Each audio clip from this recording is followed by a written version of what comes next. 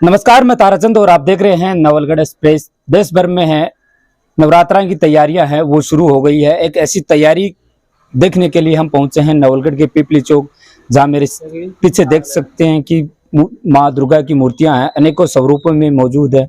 उनमें बातचीत करता हूँ मूर्तिकार से, राकेश जी से, कि किस प्रकार की तैयारियां वो फिलहाल चल रही है, कितनी तैयारियां हैं वो हो चुकी है और क्या तैयारियां हैं वो बाकी रह गई है। मेरे साथ है राकेश जी, जो नवलगढ़ क्षेत्र में नहीं, आसपास के जितने भी क्षेत्र हैं वहाँ मूर्तियां हैं वो देते हैं। सर, स्वागत है आपका नवलगढ़ एक्सप्रेस के फेसबुक और यूट्यूब चैनल पे।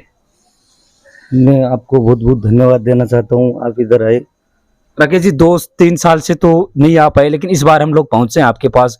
बहुत सी कला, आपका नाम सुना है बहुत सी जगह कि आपने विभिन्न विभिन्न प्रकार की मूर्तियां बनाकर चारों ओर है वो सप्लाई करते हैं। क्या कुछ इस मूर्तियों के बारे में बताइए और अपने बारे में भी हमें बताइए जरूर। मूर्तियाँ, हमारी मूर्तियाँ क्या एकदम प्योर मिट्टी की है, इसीलिए दूर दूर से जो पूजा करने वाले वो लेके जाते हैं, क्योंकि आसपास के कई क्षेत्रों में पीओपी की मूर्तियाँ तैयार हो रही है जो पानी में उनका विसर्जन नहीं होता है और उनके ऊपर केमिकल से कलर किया पेंट किया जाता है। और ये मिट्टी की मूर्तियों में जो पेंट किया जाता है वो एकदम से पूरा इको फ्रेंडली है, पूरा मिट्टी का ही कलर है, जो कलर है वो भी एक मिट्टी है। आप कितने सालों से मूर्तियां हैं वो बना रहे हैं, क्योंकि अच्छी कलाकृति हैं वो आपके, जो यूं कहें कि शेखावाटी क्षेत्र में लगभग ज्यादा मूर्तियां आपकी है वो निकलती हाँ, हाँ। आती है। तो मैंने बनाया कम से कम 120 के लगभग मूर्तियां हैं अभी। हाँ, वर्तमान समय 120 के लगभग मूर्तियां बना रखी है। हाँ, हाँ। एक चीज और जाना है कि आप जब से मूर्तियां बनाना स्टार्ट किया, आपने कहाँ से ये मूर्तियां काम सीखा आपने बनाने का, क्योंकि कलाकृति एक हुनर है, वो किस प्रकार आपके अंदर आया या बचपन से ऐसे बनाने हैं? नहीं, मेरा क्या बचपन से ही इस काम में रुचि, पेंटिंग वगैरह उसमें रुचि थी। और फिर मैंने छोटा था तब कोशिश की बनाने की, धीरे धीरे बनाते बनाते। और फिर ज़्यादा काम सीखने के लिए मैं कोलकाता चला गया, कुमारटुली, वहाँ जाके काम सीखा। तो ये मूर्तियां अब ये देख रहे हूँ, यहाँ मेरे हिसाब से यहाँ लोकल स्तर की जो मिट्टी होती है उनका यूज किया जाता है या बाहर से आप ये मिट्टी मंगवाते हैं?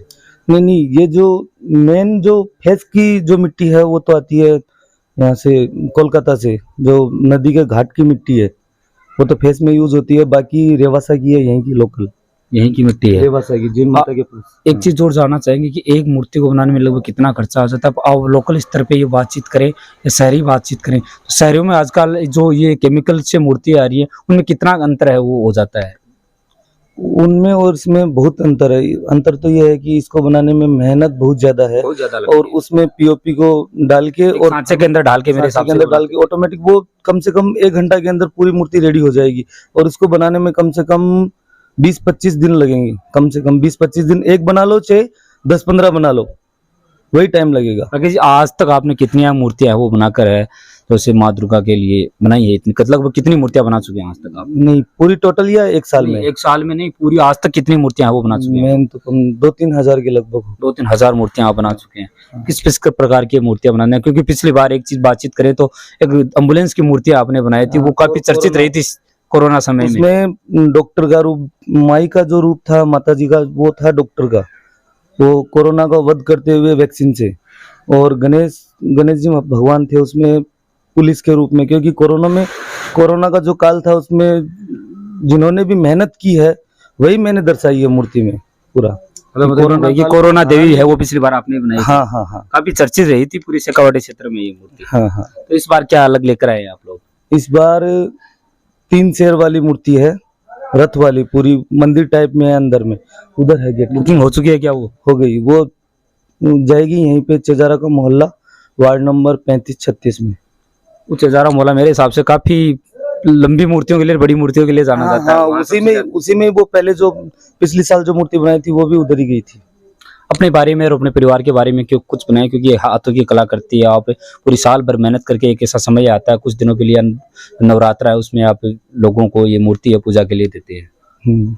तो परिवार के बारे में कुछ बताइए कि किस प्रकार इनसे क्या गुजारा हो जाता है, क्योंकि साल भर में कुछ समय ऐसा होता है जिसमें ये काम मिल पाता है, लेकिन पूरे साल है आप ऐसे ही जैसे गुजारा है, वो किस प्रकार हो पाता है आपको? मैं तो ये काम शौकिया तौर पे करता हूँ, क्योंकि मेरे को बहुत रुचि है, बहुत दिलचस्पी है इसमें।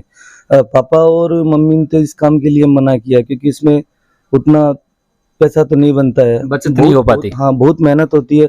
कम से कम मेरे को अभी लगे हुए हो गए 6 महीने के समथिंग टाइम लगा। और फिर लोग जब पैसे देते हैं ना इनके, तो बोलते हैं मिट्टी की मूर्ति है, इसमें क्या लगा है तेरा, इसमें सबसे ज्यादा मजदूरी 6 है। महीने की मेहनत और हाँ, जैसे मेहनत। भी बातचीत एक आदमी की मेहनत नहीं, मेरे पास में कम से कम 10 में पूरा 10 लोगों का स्टाफ है हमारा।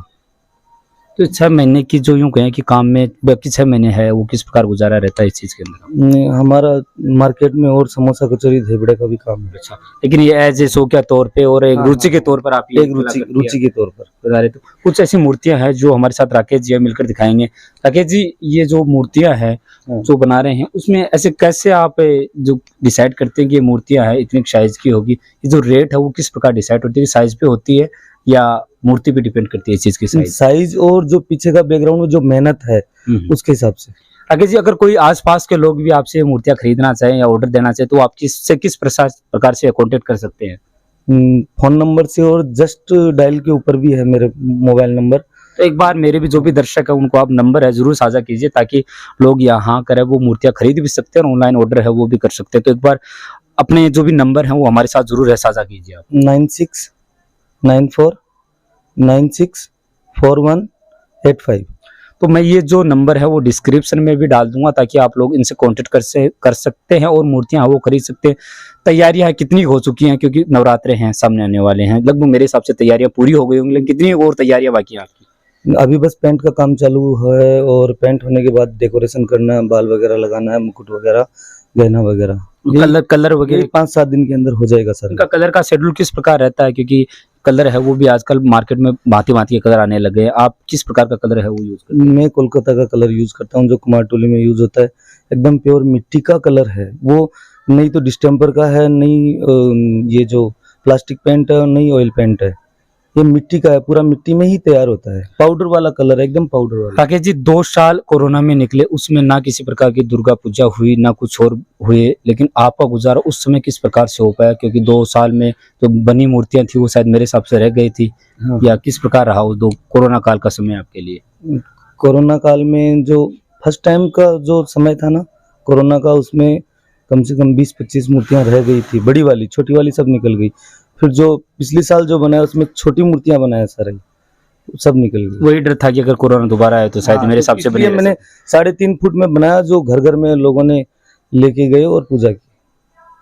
कुछ इस यहाँ कारीगर है, मैं उनसे भी बातचीत करूंगा कि एक मूर्ति को बनाने में कितना समय है वो लग जाता है, और रेट की बात करें तो वो किस प्रकार डिसाइड होती है? एक मूर्ति है उसको बनाने में कितना समय वो लग जाता है? एक मूर्ति को बनाने में यही 20 दिन के लगभग, 20-25 दिन के लगभग। एक मूर्ति बना लो चाहे 10-15 बना लो, एक ही समय लगेगा, क्योंकि एक मूर्ति को एक बार मिट्टी देने के बाद छोड़ना पड़ता है रेस्ट के लिए। कितना समय लग जा पूरी मूर्ति को बनाने से लेकर कलर करने तक? ये बोला ना, पूरा 20-25 दिन 20-25 दिन लग जाते हैं। तो ये 20-25 दिन में लगभग 6 महीनों की मेहनत होगी जिसके बदौलत आपने ये लगभग कितनी आपकी 120 मूर्तियां वो तैयार की है। मेरे हिसाब से आधे से ज्यादा तो ऑर्डर आ गया होगा। तो माता जी की मूर्तियां हैं और साथ में कम से कम 60-70 के लगभग गणपति भी है, छोटे। तो कुछ से छोटे गणपति हैं वो भी मैं दिखाऊंगा। क्या यूनिक चीज इन्होंने इस बार बनाई है वो भी आपको मैं दिखाऊंगा। बाकी जी कुछ मूर्तियों पर है नंबर कुछ लिखे हुए हैं या कुछ संख्या से लिखी हुई है, ये क्या है? वो संख्या किस प्रकार से डिसाइड करती है चीज? ये बिल पे जो नंबर है वही संख्या है, क्योंकि जब डिलीवरी होगी 1 दिन के अंदर सारी मूर्तियां जाएगी तो देखने में सुविधा होगी किसकी कौन सी मूर्ति है। बिल पे जो नंबर होगा वही मूर्ति पे नंबर होगा, वही है। कुछ में नाम भी है वो भी लिखा हुआ है? हाँ, नाम भी, यही भूल ना हो इसीलिए। हाँ। कुछ मूर्तियां हैं उनके बारे में भी हमें बताइए, क्योंकि अलग अलग ये जो यूं देखिए कि लगभग मूर्तियां तो समान है, लेकिन जो ये पीछे का हिस्सा है इनका, कुछ पे पहाड़ है वो बना हुआ है, कुछ पे झंडा बना हुआ है, कुछ पे अलग है वो बना हुआ है। ये किस चीज पे आप डिसाइड है वो करते हैं? ये कस्टमर की चॉइस रहती है कि एक बार जो कस्टमर जो डिजाइन लेके गया वो दूसरे साल नहीं लेके जाएगा, नया चाहिए, कुछ हर बार नया चाहिए, हर बार कुछ नया चाहिए। ये होड़ जरूर रहती होगी मेरे हिसाब से कि मेरी जो भी मूर्ति गांव में जा रही है वो अन्य गांव की तुलना में बड़ी मूर्ति हो। हाँ, ये होती है, एक हर साल साइज बढ़ती है, साइज के हिसाब से भी, रेट भी साइज के हिसाब से, लेकिन होड़ रहती है इस चीज की। हाँ, रहती है कि मेरी मूर्ति अच्छी हो, वो दूसरों की मूर्ति इतनी अच्छी नहीं हो, एक मेरी मूर्ति अच्छी होनी चाहिए, लेकिन मेरे लिए सब समान है। बिल्कुल। कुछ जो मूर्तियां छोटी भी रहती हैं वो घर पे विराजमान करने के लिए या घर पे पूजा करने के लिए नवरात्रि के टाइम है वो लेकर जाते हैं। हाँ। तो आगे आ गई आप और बताइए, जो छोटी मूर्तियां होती हैं वो परिवार में ज्यादा शौक रहता है मेरे हिसाब से। मूर्तियां बड़ी भी ज्यादा निकल पाती हैं या छोटी मूर्तियां वो ज्यादा रहती हैं? नहीं, बड़ी मूर्तियों की रहती है ज्यादा डिमांड। इधर हमारे राजस्थान की तरफ घर घर में ये मूर्ति पूजा नहीं होती। गांव में मेरे हिसाब से, अब गांव के चौपाल की बात करें, चौक की बात करें, ऐसे सार्वजनिक ऐसी होती है। घर घर में जैसे महाराष्ट्र में घर घर में गणपति होता है, ऐसे इधर नहीं है।